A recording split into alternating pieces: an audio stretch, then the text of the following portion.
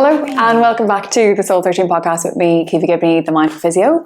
This is a while in the making because honestly, podcasts are really hard to do if you're already a little bit overwhelmed. And although I love doing it, and I suppose the connection that I have to some of you guys, or like the resonance that we're able to create through like spoken word and being honest and being vulnerable, is really something special. So I want to give to this as much as I can. So I actually have loads of episodes pre-recorded for the rest of the season, which is fantastic. So I have some unbelievable guests on. And today I'm going to chat to you around something that's happened recently, which kind of shook my world a little bit. And then just around our Saturn return. So something that's going to come up for a lot of you guys, or you've already been through it, or maybe you are approaching it, is this time in your life that astrologically we call your Saturn returns. And it's the time that Saturn goes square. So it comes back into the place it was when you were born. And Saturn, if you're into astrology, is like a dad planet. So full of lessons, wisdom, kind of putting you on the right path so that you don't let your life pass you by and you end up somewhere that you didn't even want to be, with a person that you didn't want to be with, in a job that you didn't love. You're going to get like a shake up before that. So it's a really powerful, potent time in your life. And I'm going to give you lessons from where I'm at in my Saturn return. It usually peaks around 29, 30. So as I hit my 29th birthday, I felt like I very much so hit the first wave of my Saturn return. But that's not to say that you can't experience it before and after. And I will say, if you're not astrologically inclined, it's just a time in our lives. Like 29 to 30 is when we start to stop and ask, am I where I want to be? Like, do I feel aligned and on the right track? And you're never behind. Like, it's simply not a thing, because this perception that we have of time is entirely up to how we live it. So if you feel behind, what are you spending your time on that actually isn't aligned? That's what I would say to you. So I'm going to chat through that. I'm also going to just talk around lessons and stuff that have come up recently, which hopefully align with this episode as well. And it won't be too long, so we get to just enjoy time together. But thank you so much for listening. And as always, I'm trying to be vulnerable and open, so I really appreciate any feedback. If you relate, if you resonate, it always means the world, because it makes me feel a little less alone. And it's funny, I was just on a retreat and I said, like, what I thought was brokenness actually brought me into a place that I feel really whole. So I'm a little bit emotional. We finished our level 2 Animal Alignment Method yesterday online. I'm just about to head off on retreat with the girls for their final gathering in their level 2. They've been on this course for 7 months, but this was the first time, or the first iteration of the level 2. And I'm not joking when I say it is like my life's work. It's everything I've ever learned put into a course. And I don't know, something about it felt really, really special when we finished up online, but also like really vulnerable. I don't usually break down like that in circles in places, because I'm holding the space and I feel obliged to maybe hold it with a little bit more structure and integrity. But I just, as the girls were sharing their final thoughts on what this has been like over the last 7 months, I realized, number one, it's the longest time I've got to spend with a group of people, because the level 2 or the level 1 training is about 3 months where you do a lot of self-directed learning. I meet you in person and then I follow up with you afterwards. But the level 2 is far more communicative. It's very much so a container, and you're in it from start to finish with the support of the group, with the support of me, and we're online all the time and stuff. So yeah, it was just really moving. I got really, really, really upset. I also think I've just given everything I have to these women, and I trust them so deeply. I'm immeasurably proud of them. And I think to watch them teach it, like to watch them teach this thing that was once just a concept in my brain, that's like all of the stuff that I love put into a course, that just felt cool. So anyway, that's a side note. I'm a bit emotional, so if I cry on this podcast, I'm sorry. I'm going to get into it. So 29 hit me hard. It was definitely the worst birthday of my whole life. That's so dramatic. And I know people have way worse things happen on their birthday, but it was almost like everything that could have gone wrong went wrong. And I think, and I'll get into my lessons around this Saturn return and what it's trying to teach me, but the word I'm going to use today is discernment. I will come back to it. I will circle back. I will explain. But discernment. So I keep doing this thing where I want to do something, I say I want to do something, and then it'll have a limit. So for example, the half marathon, I was like, I want to train for the half marathon because I want to spend time with Aaron, but I don't necessarily want to do the half marathon. Let's park that. For my birthday, and some of you guys will relate to this, I am allergic to my birthday. Every year it feels like this weight descends on my body where I'm like, oh my God, I'm going to have to ask people to do something for me if I want to mark this day at all. And I think a little part of me does want to mark the day. I'm not going to lie in that sense. I don't want my birthday to come and go and to like not have celebrated it at all. But the thought of asking people to show up for me, that is something I'm working on, and it's something I'm working through at the minute.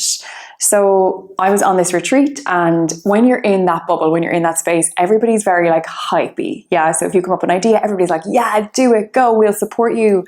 If you come up with like a business idea, if you come up with like a podcast idea, everyone's like, yes, girl, go, you can reach the stars. And that's just like a product of where you've put yourself and the people you're around. And I totally get that. And I suppose when you're in that bubble, maybe you're not seeing reality. So where we can be amazing hype queens for each other, it can be hard, I suppose, when you step into the real world to actually make that your reality or to step fully into it. So I expressed on the retreat that I really struggle with my birthday. Like to be honest, it's not even just my birthday, it's been celebrated on the whole. I feel I have eldest child syndrome so hard. I will prove, and I've really worked, I think on the last solo pod, I spoke a lot about moving from proving my worth, from doing things or being something to someone, to coming back to myself and feeling like without doing anything, I'm worthy. And your birthday is one of those days where you're not giving anything, you've been born, and people then are making you feel loved and making you feel seen and stuff. So part of me felt really vulnerable in saying to everybody, like, I really don't like my birthday. It brings up a lot of stuff for me. I hate asking people to celebrate me. And then it was all like, yes, let's go, let's do it, let's book something. And I had said it to friends who were going to be out there as well. So there was like a few stages of this. This has come up in coaching and in therapy, where at the minute it is me working on receiving. So just to like, I suppose, preface with that it's something I'm working on. And the challenge that I was given was to ask people like to do something for my birthday and to allow myself to fully receive. Now, keep in mind, my worst nightmare, like the thing that I would wake up in a cold sweat at night thinking about or dreaming about, would be if I did that, like if I asked people to do something and nobody showed up. Like that is like the fear, isn't it, for everyone? That's our like childhood wound coming through or whatever. And some people love their birthday and they know people will be there for them. And then other people are just sensitive around it. And I totally get it. I so get it to the point that like, even if I can't be there, I will be there. Like stupidly sometimes, but the amount of birthdays where I've had trainings on, so I'm obviously not going out drinking, but I will be there. Like I will be there while you blow out your candles. And if I have to leave an hour and a half in, I will, but like I'll be there. I'll be there with a present. I put myself in people's shoes and I'm always like, oh, it's their birthday. So I think that's just because of like my fear around it. Anyway, I express it. I follow the challenge that like my therapist and my coach have given me. I'm open to receive. I'm like, yeah, I'm so abundant. I'm so receiving. And then guys, like on the day of my birthday, everybody pulls out. Not everybody. There was like a few of the girls who I'm deeply grateful for being there. But if you think about, we started with like, I had to pre-book the table and put down a deposit for each person. Like on the Saturday, there were 14 people on my list. And by the Sunday evening, there were 4 of us. Well, 5 including me. But like, I wasn't going to share it. And I kind of was like, it's so embarrassing. And it's so embarrassing. And I was so upset. And obviously, I'm not upset individually at any person. Like, that's not it. Life happened. People were sick. People were away. People had work in the morning. I think in it, I didn't want to do it. Like, I didn't want to do that. I did it because I felt like I had to prove it to myself that I could receive. And then my worst fear came true, which then almost reinforced the belief I have that people won't show up if I ask them to celebrate me, which feels awful to even say out loud, and how embarrassing that felt. And then I just sat with, okay, something is teaching me discernment, because I keep saying I'm going to do X and I do Y. Like, I keep saying my truth and then I get influenced, or I just mold into what I think I should do, even though I have the awareness of that. But anyway, I had my cry. We actually had a really good night. The five of us had a really good night. And the next morning I woke up and I was like, I could go and meet everybody who wasn't there, but that would be disowning myself and abandoning myself again, because I would just be people pleasing. Like, I was obviously upset with everybody. And the thing I would say, and maybe this is something you need to hear if you are the type of person who's quite flaky, like, I think it's fine to flake on, or like, you have to protect your peace. I totally understand that sometimes. And I think we may have swung too far in one direction. And I'm, again, not mad at any individual person in this situation. It's more so, I see it. It's like saying you'll show up and not showing up. The cost of connection is discomfort. It's effort. Like, if you want to create connection, if you want to create community, there's effort involved in that. And I think we've just become too accustomed to not having to put in effort, or to not be uncomfortable. So you can't expect, you can't have the village without being a villager. Like, it probably just made me think, wow, people are protecting their peace, which I understand, or things are going on, or we have work. But like, at the cost of what? Because there are some things you can flake for, but I think the reason why I'm there for people's birthdays is because I know it's so sensitive for people. And I love my friends. I want to be there. Like, I plan some of my trips around, like, I flew home last year purposely on the day that I thought one of my best friends would have her birthday. I was jet lagged to bits. I lasted till maybe 10 o'clock and fell asleep on the couch, but I was there. So I think when the roles were reversed, it was just not by any one person, but what I explained to them afterwards was, you all made individual decisions because of what's going on in your life, which is so totally fair. Everybody is the center of their own universe, living out their own life through their own lens. But I think awareness is to zoom out and notice, acknowledge that you may be making an individual decision, but the person receiving the response of that is actually receiving a collective decision. So when you choose something that's for yourself, and I do this just trying to take other people into consideration, not by birthdays, but in general, if I make a decision that has an impact on somebody, is it just my individual? Like, is it just me that's impacting them? Or is there a possibility that collectively it could change how they perceive themselves, the world, the situation? And it's just something to think about, because we are all just living from our own lens. And I think sometimes we get caught up in our own life, and zooming out is just really helpful. But anyway, the discernment piece is like, I need to stop saying something and then not actually living by that. So if I say I don't like to celebrate my birthday, like, I didn't want to ask people to do my birthday, and I was sitting with this, like, is there a childhood memory? And there's not. It genuinely is that every year the people closest to me make me feel so loved. And this is where I cry. Like, when I was little, and all the way through, even we do it for my mum and dad still, there will always be a cake and candles on your birthday. My family will always sing happy birthday to me. My best friends have just always been there. And I think this year was actually to make me zoom out and be like, oh my God, all the birthdays I've had where I did feel really special and really loved. And I mean, 1 out of 29 where you're sitting crying all day is not awful. It's not awful, but it's a good lesson in just discerning where I also spend my energy. And I suppose some of it was like, okay, I do show up for everybody as best I can with the capacity that I have. Do the same people do it in return? And this isn't actually about anybody that was out there, but in general, it's something to ask ourselves. Do we pour into relationships that don't pour back into us? And honestly, my 2 words coming into the Saturn return are reciprocity and discernment. Like, I need to be better discerning of my energy, who I'm with, what I'm doing, if I'm actually living by the truth I'm speaking. And I also need to feel like relationships meet me where I'm meeting them. Because I think, and some of you guys will 100% relate to this, I fall into the role of the carer or the fixer a lot.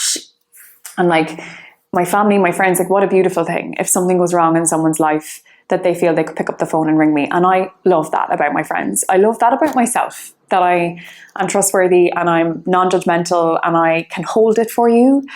I suppose where I see the flip side of it is, and this is something that came from my birthday, I don't know how many people ask, like, are you doing okay?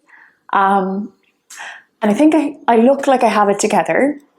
I feel like I have it together some of the time. And then I have these wobblers, like these moments where I feel really alone. Like I've said for a while that I felt lonely out here, just things have changed, people have left. Like life just kind of changed really quickly. When I went home, I feel so safe at home. And I think coming out here again to Australia often just wobbles me. It shakes the foundation. And something that I recognized was like my family were so upset for me on my birthday, and I could feel that they were just like, oh, we wish you were here. We wish we could just like wrap you in love and show you how loved you are. And Aaron was there, and Aaron ended up getting so sick. Like the night of my birthday, I just ordered my own food, crying into my curry as he was receiving a drip upstairs. Bless him. And there was nothing he could do. He was so unwell.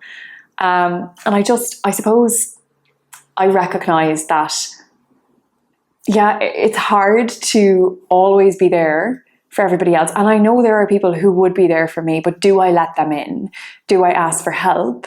And then this just brought up the whole paradigm of when I ask for help, it's not received. When I ask to be loved or to be celebrated, I maybe don't get that. But I will come around because I've been sitting with this. It's been a month. I've been sitting with it. I've been journaling on it. I've had therapy and coaching. And you know what? I abandoned myself. I was doing things I didn't want to do. I don't think I even wanted to be in Bali for that long after the retreat. I think I wanted to be back in Sydney, but I feared my friends weren't here. And I kind of thought there's enough people in Bali who, you know, are like living free lives and stuff. We could do something and I'll feel like we marked the day without any pressure. And I didn't want to do that. So I keep doing this. I did it with a half marathon. Oh, I want to run the half marathon. And then I got injured. And it was just like one thing after another. That was the week after the birthday.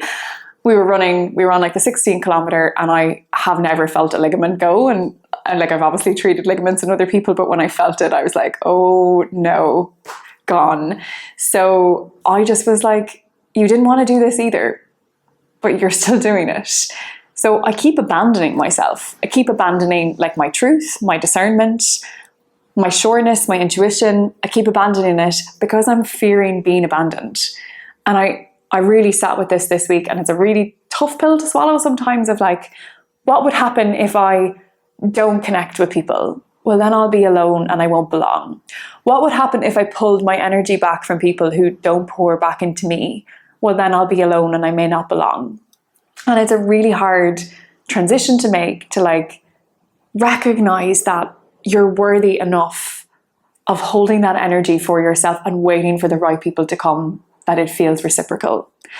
And I don't know if that makes sense to some of you guys, but it's a hard lesson. And I've grown up a raging people pleaser.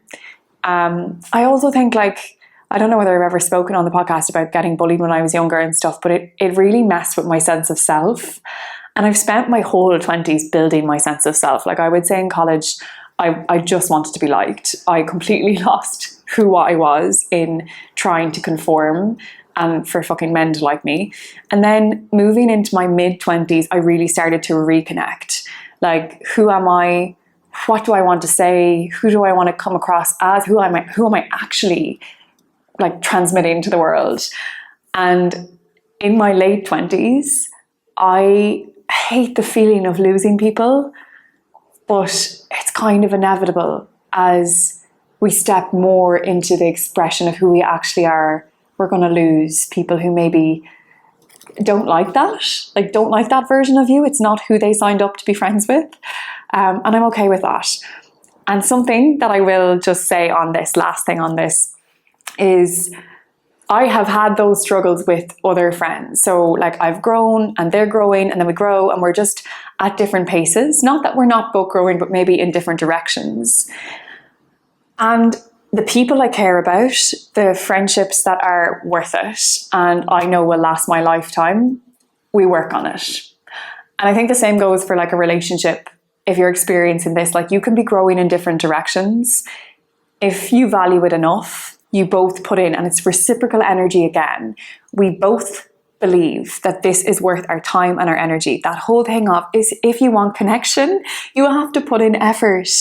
And don't let the world that is so easy and so at our fingertips and accessible take from the other side of effort is something unbelievable. The other side of effort is genuine connection and love and joy. The other side of effort is you feeling fulfilled, because you're not going to feel fulfilled in things that you get too easy. So yeah, I think it's a good reflection. It's coming into this Saturn return. I know it's going to be about discernment. I know it's going to be about sitting with myself. And I think I sit with myself a lot, and I'm in my body, in my head a lot. I feel like I'm really reflective. Like, I think that's why I like the podcast, because I like to live out life and then reflect on it. But something that I need to take into the next year is, how do I do that while actually living? Like, not removing myself from people so much. So I said to my friend the other day in a voice note, I will go through the shitter, like I'll go through the shit time, and then I'll tell you about it. So when I have it sorted out, when I feel resourced, when I feel okay again, then I'll tell you about it. And I just think it's this thing, and all oldest children, you don't all have to be oldest children to understand it, but like at home, there probably wasn't an awful lot of space for me to completely crash out. Like, you're expected to help with the girls, help with general life. Like, you're the oldest, you have responsibility. And yeah, I just set a high standard for myself, and I think I want to meet that standard over and over again. And I'm just kind of loosening the grip.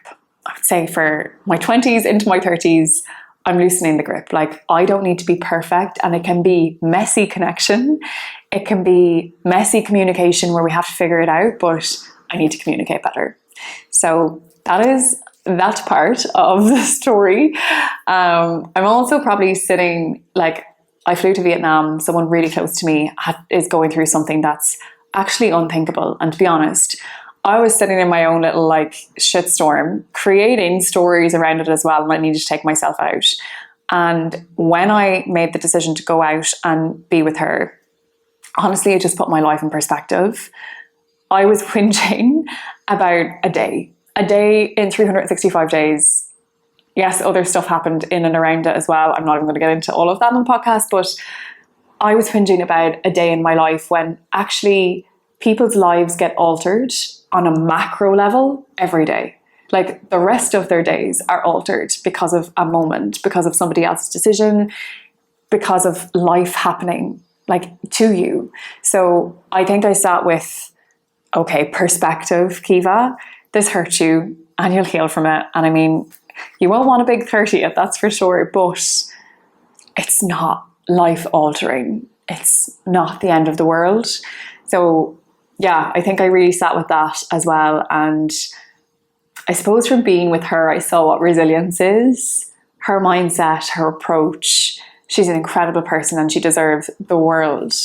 And it's going to feel like that again. But what she's in right now is so earth-shattering that just to be there and hold them. And I will say this, oh my God, I forgot what it was like to do breath work for somebody you deeply love. I'm going to cry again. What the hell? It was horrendous. Like, it wasn't horrendous, but it was so hard. It was so hard to be with somebody when you can like literally feel their heart breaking and all you want to do is make them feel better. And all you want to do is take away like an ounce of their pain, but you can't. You just have to hold them in it. And I did think to myself, God, what a privilege it is to be the person that people might call. Yeah, I don't know. I've had that experience a few times over the last few years where obviously I know I'm in this job and I love holding people and I love making people feel better, but it's actually when the people closest to me come to me. And sometimes I would love to be able to do that with someone else. But honestly, at the end of the day, like, to be able to hold that for someone, and I wish I could take it away, but I can't. And I literally watched her have a spiritual awakening, which is pretty cool as well. But I don't know, I've just grown so much in this space. And even since the first podcast, like I've never listened to that back, but I should. Because I think, I don't know, the person I'm becoming is so imperfect. And she's very like flawed, isn't everybody? But more and more I can see her intentions are really, really, really good. And like this year's retreat showed me that I can actually completely let go of the structure, and it'll still be exactly what people need, because I deeply trust myself. And I think this year's retreat, I didn't even get to speak about this. It was fucking wild. Sorry for cursing on the podcast. It was mental. And if the girls are listening to this, like I've obviously done loads of retreats, like 15 something retreats. The week-long ones, that was our third week-long retreat in Bali. And not that all of them haven't been unbelievable. And I think the people who come on those retreats absolutely make it. But this one in particular, and I know I advertised it as something different, so I very much so was like, this is Shakti rising, and Shakti is the divine primordial force that lives within you. It's powerful. We're working with goddess energy, we're working with tantra, we're working with embodiment, we're working with somatics. Like, it was wild. But when I say the energy was tantalizing, like the energy, when I walked into that room, there was one night, I'll tell the story on the podcast, there was one night where they were in breathwork, and I was like, oh my God, we are literally being held in something. Like, I looked at Leona and I was just like, what is happening? And the music almost dissociated itself. So the words were playing, but the melody was gone, like the instrumental was gone. So it was just words on one of the speakers. And then I was trying to fix it, and I was like, there's nothing wrong with the decks. I don't know what's up. And then it would switch to another speaker and it would just be the music and not the words. And I genuinely was like, oh my God, we have interference in the room. Like, this is crazy. But like the depth that those girls went to, the depth that those women went to, I cannot wrap my head around it. There were so many big themes, and I wish I had recorded a podcast directly after so I could remember them. But like looking back on it, so much of it was about expression, power, truth. I feel like people really found their voice, because in embodiment, it's not about, and this is the thing on my retreats, like it's not a mindset retreat. I'm not a mindset coach.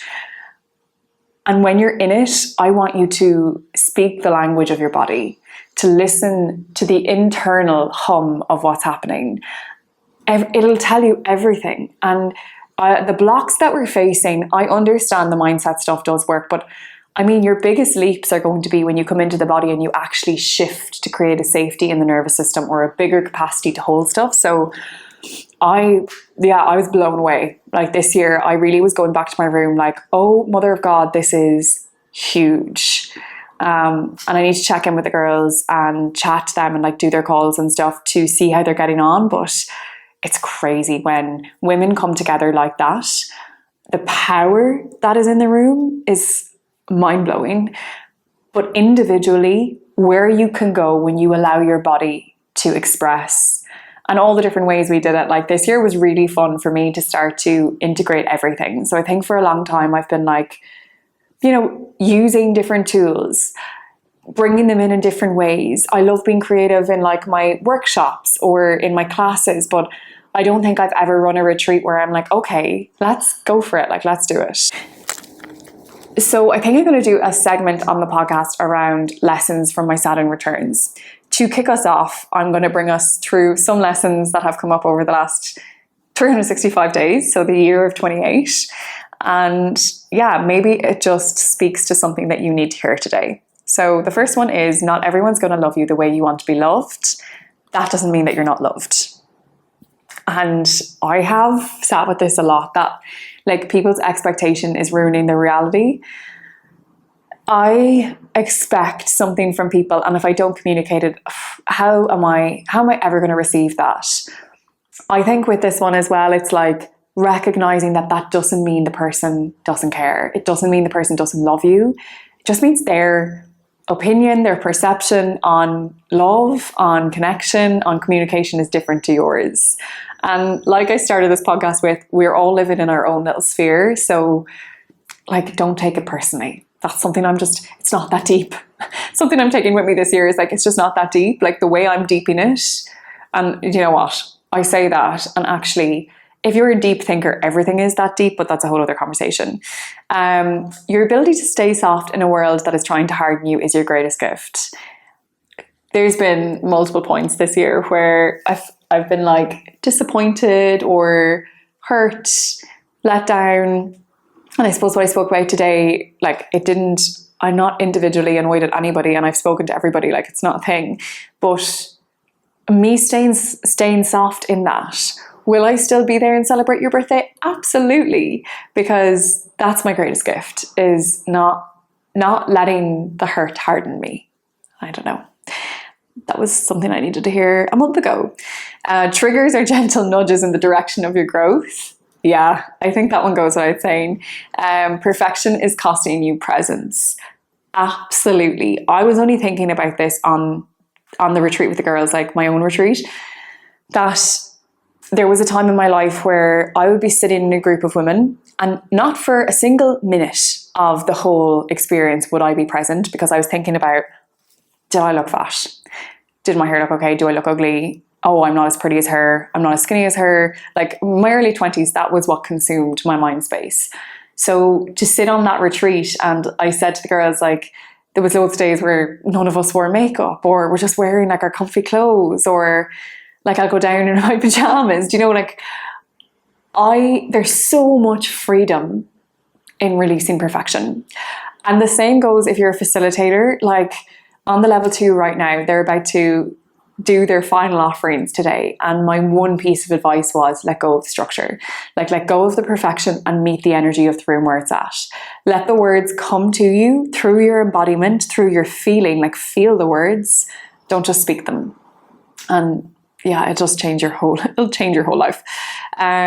Expectations ruin your life. I spoke about that already. Connection is currency, and the cost of connection is discomfort or effort. I would add that one in there. And magic is everywhere, but you have to look up. That one came from Hannah Siri like 5 years ago, and it literally lives in my head every single day, that there's magic everywhere, but we're just not looking for it. We're not looking up.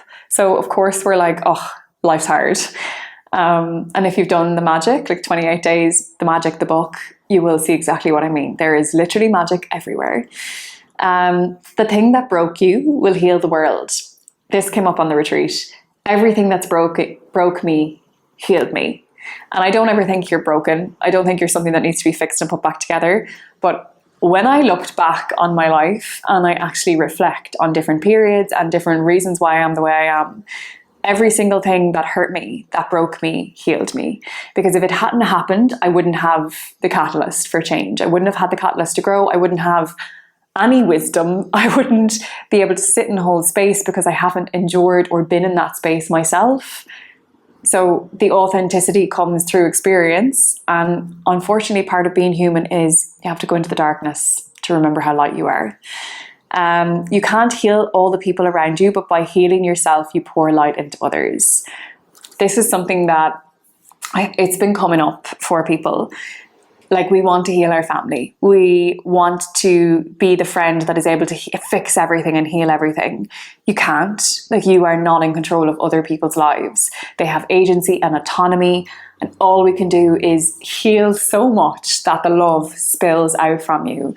And if there is one thing I can 100% guarantee, and I can back up from my own experience, like I've watched my family change. I've watched my friends change. Not because I don't in any way think I'm an inspiration, but I think it's infectious. And I was only having this conversation with Aaron recently, like, I mean, the whole woo-woo thing, obviously people think woo-woo, oh, it's woo-woo. And I'm like, yeah, but woo-woo is true, because, I mean, it's working. It's working for everybody I know. And I don't think it's delusion. I think it's like somewhere in the whole spectrum, we got lost in thinking that we are one person. I'm going to finish on this today. Somewhere along the way, it became so individualistic, and people are so obsessed with doing well and becoming like a productivity machine, becoming successful, leaving a legacy. What if your legacy was actually just how you made people feel and how you're able to bring people together because you are so yourself that people are magnetized towards you. And I think in this hyper individualistic society and culture, capitalism, patriarchy, the antidote to that is to be matriarchal, to nurture, to care, to genuinely care about people, to show up, to be kind, to be present, to release perfection, to release comparison, and to hold people in a way that you will actually receive your own holding and healing and safety and love. And then it becomes about reciprocity. Then we all get to come up together. And I think there is this lovely, and one of the girls on the retreat, Tara, said like, she's pulling everybody up the mountain and then they're already all there. And I was like, that's such a beautiful visual, that we think we're taking everyone with us, but actually by us doing the climb, standing at the top and being so magnetic, so embodied and true to ourselves, everybody comes up with us. So that was a bit of a spiel. And look, life happens. And I mean, there's way worse things and we can all do that. But I think moment to moment, what we are experiencing is our experience. And we just have to sit with that and be with that. And I'm just very grateful to have people who want to listen, to be on this journey, to be learning. And I suppose to be able to share, because 5 years ago, I would have been mortified. I never, ever, ever would have shared something like this. And I think something in me is just like, who fucking cares? Like, who cares? There'll be a disappointment in all of our lives that shakes our sense of self. It's how you respond to that. So this is my response. And I mean, it'll probably happen again and I'll be fine. And that's the real big picture side of this. But thank you so much for listening. I can't wait for you to hear the rest of the episodes, meet the rest of the guests. I'm also going to be recording a lot of solo pods because I've loads of topics. We're going to do some on somatics, some on breathwork, on embodiment, some around like different themes that have been coming up in sessions, on trainings. Yeah, so I suppose I want to grow it in a way that I also get to speak to you, as well as bring people who I love and adore and respect to speak to you too. But thank you so much for listening, and we'll see you next time.